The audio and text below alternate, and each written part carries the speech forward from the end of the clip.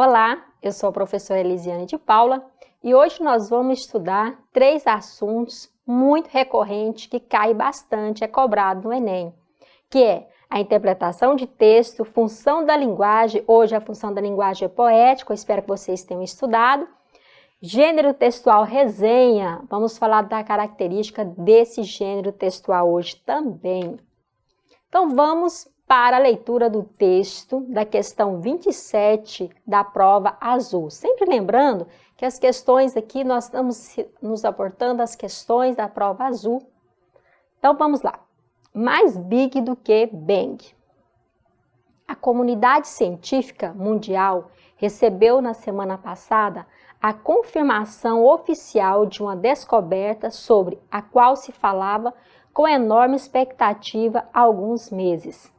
Pesquisadores do Centro de Astrofísica, Harvard-Smithsonian, revelaram ter obtido a mais forte evidência até agora de que o universo em que vivemos começou mesmo pelo Big Bang, mas este não foi explosão, e sim uma súbita expansão de matéria e energia infinitas concentradas em um ponto microscópico que, sem muitas opções semânticas, os cientistas chamam de singularidade.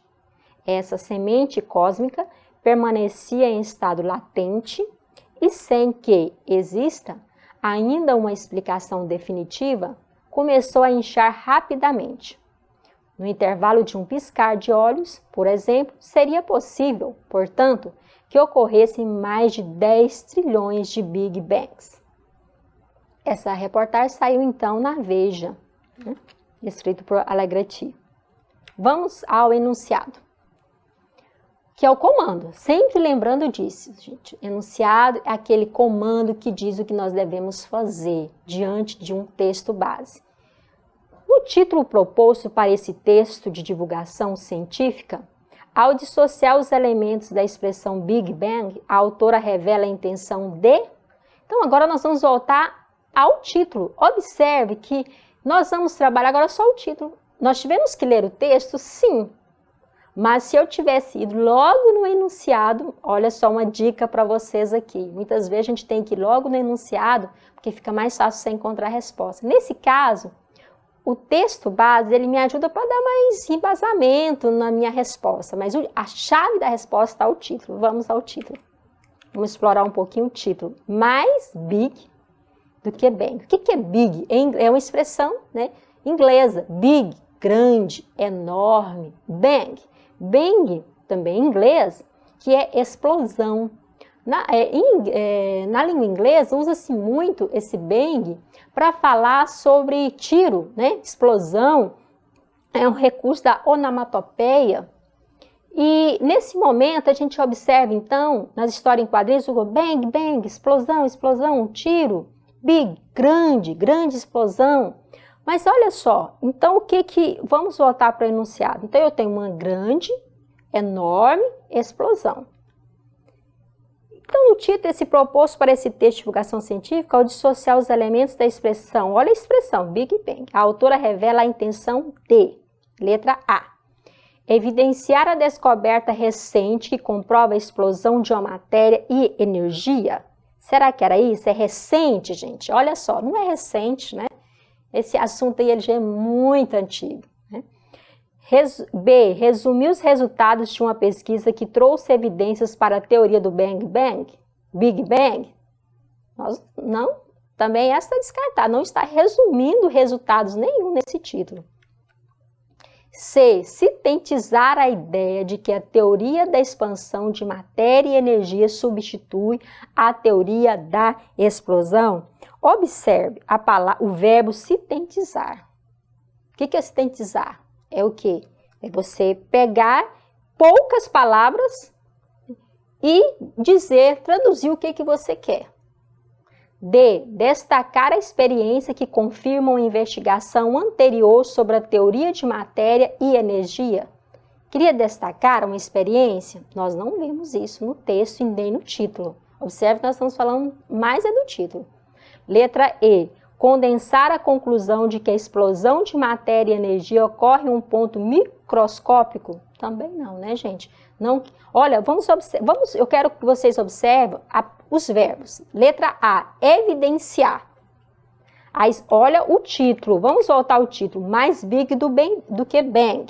Big, grande, enorme. Bang, explosão. Essa expressão, big bang, ela quer, vamos voltar às alternativas, evidenciar essa descoberta recente. B, resumir os resultados. C, sintetizar a ideia. D, destacar. E, condensar. Então, pelo verbo aí, você já viu que a letra C, sintetizar, em poucas palavras, a ideia de que a teoria da expansão de matéria e energia substitui a teoria da explosão. Então, apenas um título, e eu tendo, então, uma leitura breve do texto, eu sei que a resposta é correta, então, a letra C. Então, nós trabalhamos o que? A interpretação. Então, a interpretação de uma expressão que está no título. Viu? Gente, mais uma vez eu ressalto. Mais de 30% das questões do Enem de língua portuguesa, do caderno de linguagem, ciências da natureza, ciências humanas, a matemática, é a interpretação de texto. Então, fique atento à leitura, a reler, por isso que eu sempre falo, leiam muito, faça boas leituras, porque a interpretação ela é muito importante nesse momento. Então, análise da questão. Para responder essa questão, observe que a valorização da palavra big revela que a autora do texto tem a intenção de mostrar que a origem do universo provém de uma semente cósmica que começou a expandir-se muito rápido. Questão número 30. Olha a outra questão de 2018 aí. Agora, vocês observam a estrutura. Como vocês estão vendo aí, eu vou mostrar a estrutura toda do texto. Você sabe que é um poema. Poema porque eu tenho estrofe e eu tenho versos. Então, isso é muito importante eu saber a característica desse gênero. Então, aí, logo eu vejo que é um poema. Vamos à leitura do poema, então. Eu sobrevivi do nada. Do nada eu não existia. Não tinha uma existência. Não tinha uma matéria. Comecei a existir com 500 milhões e 500 mil anos. Logo de uma vez, já velha. Eu nasci criança, eu não nasci criança, nasci já velha. Depois é que eu virei criança e agora continuei velha. Me transformei novamente numa velha, voltei ao que eu era, uma velha. Observe aí, gente, então esse poema, né, que está lá no livro Reino dos Bichos e dos Animais, é meu nome. Vamos ao enunciado. Nesse poema, como eu disse para vocês, eu já sei que é um poema, isso me facilita bastante, porque o texto é escrito em versos e estrofes, de Estela do Patrocínio. Olha só, o enunciado já afirma, nesse poema de Estela do Patrocínio, a singularidade da expressão lírica manifesta-se na... Olha aí, outra função de linguagem, agora poética. Olha o eu lírico aí. Bem presente. E quando o enunciado diz a singularidade, o que nós estamos lembrando? O que é singular, que é único, que é de um jeito só, o jeito do eu lírico se manifestar, as suas emoções, né? Os seus pensamentos, as suas ideias, as suas frustrações, a sua identidade. Singularidade é um só, é único. Então você observa outra função de linguagem poética, volta lá nesse conteúdo e vamos estudar mais um pouquinho. Então, vamos às alternativas? Então, eu vou ler agora novamente o enunciado para a gente ir para as alternativas. Nesse poema de Estela do Patrocínio, a singularidade da expressão lírica manifesta-se na A. Representação da infância redimensionada no resgate da memória. Ela está voltando a quando ela era criança, quando ela era infante ali? Não, né, gente? B. Associação de imagens desconexas, articuladas por uma fala delirante? Não. Vocês poderiam até dizer, professora, mas como? Olha lá, eu não nasci criança, nasci já velha, depois é que eu me virei criança e agora continuei velha, me transformei novamente numa velha, voltei o que eu era, uma velha? Como assim, professora? Isso não tem sentido? Tem, gente. no eu poético, eu lírico, né? Para o poeta ele tem essa liberdade de expressão, né? E se torna algo muito individual, né? Como diz o enunciado, é singular do poeta. E o poeta tem essa liberdade de expressão, de escrever, de expor seus sentimentos, suas emoções, suas ideias, da forma que ele gosta, do jeito dele, singular dele, né? Então, essa letra aí, então, a gente, B, nós vamos desconsiderar porque elas não são desconexas nem articuladas com fala delirante. Esse não é o objetivo dos poemas. C, expressão autobiográfica fundada no relato de experiências de alteridade. Expressão autobiográfica, você poderia até dizer, professor, está falando dela mesma, é autobiográfica, falando da biografia dela. Mas olha só a segunda parte. Fundada no relato de experiências de alteridade. O que é alteridade? É o outro. Ela não está falando aqui de experiência de vida de outra pessoa, de alteridade, está falando dela mesma. Então, a letra C poderia nos levar ao erro. Letra D, incorporação de elementos fantásticos explicitada por versos incoerentes. Elementos fantásticos aí não tem, né? Tem algo sobrenatural aí, né? E como a gente viu, não é versos incoerentes. Eu tenho uma liberdade poética para eu escrever de acordo com a minha singularidade. E a letra E, então, mais uma vez, né, de Elisiane, é a correta, é a transgressão à razão, enquadra na desconstrução de referências temporais. Por que transgressão à razão? Você não nasce velha, né? Vamos voltar, é muito importante a gente sempre voltar ao poema, ao texto. Gente, nunca leia apenas uma vez. Leia uma para você familiarizar, a segunda vez, a terceira. Se precisar, volte algumas expressões, volte algumas linhas, alguns versos, algumas estrofes para ratificar a sua ideia, para confirmar o que você acredita que está correto. Então eu volto aqui, eu não nasci criança, nasci já velha. Depois é que eu virei criança, olha a letra E, é a transgressão da razão. Né? Enquadra na desconstrução das referências temporais. Ela não segue uma linha, um fio condutor aqui de tempo, né? Por isso que é a desconstrução dessas referências. Porque o certo é eu nascer criança e depois envelhecer. E ela faz aqui a desconstrução. Então é a letra E. Para responder essa questão, analise que a singularidade do poema manifesta-se por meio da quebra de expectativa do que se afirma em relação às referências temporais não plausíveis. Vamos então para a questão 33. Vamos lá, a leitura? A trajetória de Liesl Meminger é contada por uma narradora mórbida, surpreendentemente simpática. Ao perceber que a pequena ladra de livros lhe escapa, a morte afeiçoa-se à menina e rastreia suas pegadas de 1939 a 1943. Traços de uma sobrevivente. A mãe comunista, perseguida pelo nazismo, envia Liesl e o irmão para o subúrbio pobre de uma cidade alemã, onde um casal se dispõe a adotá-los, por dinheiro. O garoto morre no trajeto e é enterrado por um coveiro que deixa cair um livro na neve.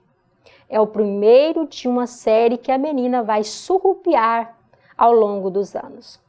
O único vínculo com a família é esta obra, que ela ainda não sabe ler. A vida ao redor é a pseudo-realidade.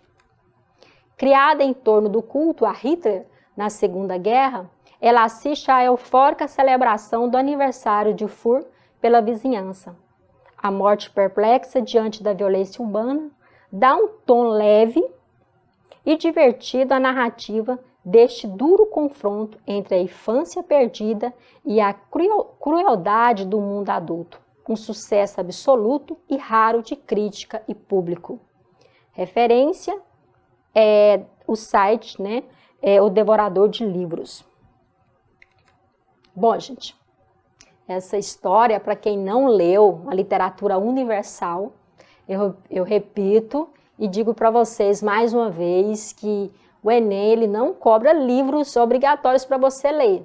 Mas nós devemos ler, sim, os livros da literatura brasileira, nós devemos, sim, ler os livros da literatura universal, porque, olha só, eu tenho um fato histórico aqui muito importante, né, que foi na época aí de Hitler, daquela a gente sabe aquele massacre todo, e nós temos então uma história, né? A menina que roubava livros. Essa história ela é linda, né? Tem filme dela.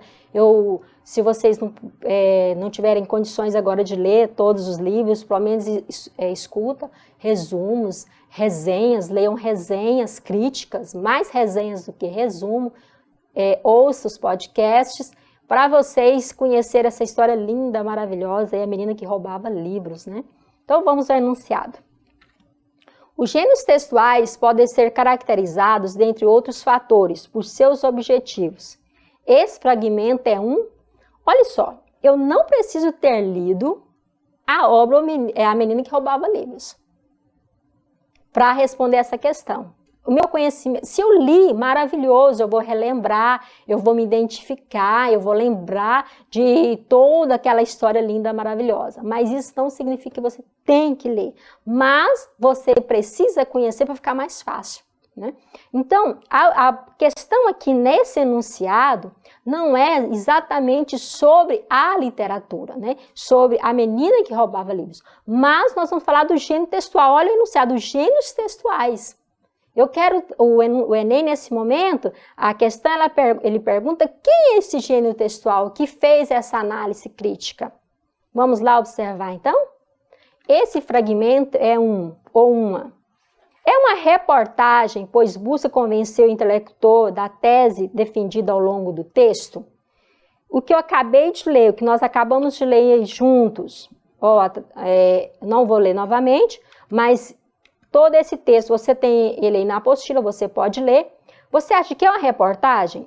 A reportagem apresenta mais detalhamento, apresenta fala de especialista falando o caso, e a gente não viu aí. Então, busca convencer o intelector da tese defendida ao longo do texto. Não tem uma tese defendida aí, não tem falas de especialista falando do livro. Então, a letra E está errada. B, resumo, pois promove o contato rápido do leitor com a informação desconhecida.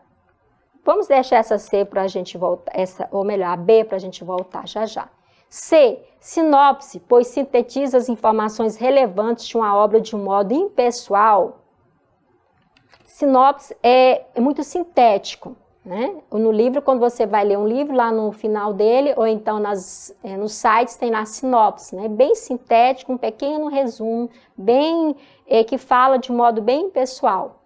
D, instrução, pois ensina algo por meio de explicações sobre uma obra específica. Esse texto que a gente acabou de ler é um gênero instrucional, ele explica algo sobre a obra específica, ele dá passo a passo, que a instrução é isso, né? As características dela é orientar o passo a passo, como fazer, a gente viu que não é, então é incorreta. Letra E, é uma resenha, pois apresenta uma produção intelectual de forma crítica. Por que eu falei para vocês, para a gente segurar a letra B e E? Olha só. B, resumo. Elisiane, então o gênero textual aí é um resumo? Olha só, poderia ser. O que diferencia do resumo da resenha da letra E, que a resenha no final apresenta uma forma crítica. Vamos voltar ao texto rapidinho? Olha o final. Dá um tom leve e divertido à narrativa deste duro confronto entre a infância perdida e a crueldade do mundo adulto, um sucesso absoluto e raro de crítica pública. Então fez aí o quê? Uma crítica no final. A crítica, gente, ela não tem que ser negativa, só negativa, ela pode ser positiva. Nesse caso, nós vimos aí uma crítica positiva falando dessa produção intelectual. Então a resposta correta é a letra E, que é uma resenha crítica. O texto da questão apresenta um comentário crítico acerca do romance. A Menina que Roubava Livros foi o primeiro livro que ela roubou, que era um manual de coveiros, do autor australiano Mark Zusak. No comentário, além da descrição de alguns traços do enredo, o caráter opinativo sobre algumas passagens. Essa construção textual é a descrição de um enredo e comentário crítica. No final do texto, houve um comentário crítico, por isso que eu falo que é uma resenha crítica. Então, vai lá nos gêneros textuais, estuda lá os principais gêneros textuais que caem no Enem. Bons estudos e até a próxima aula.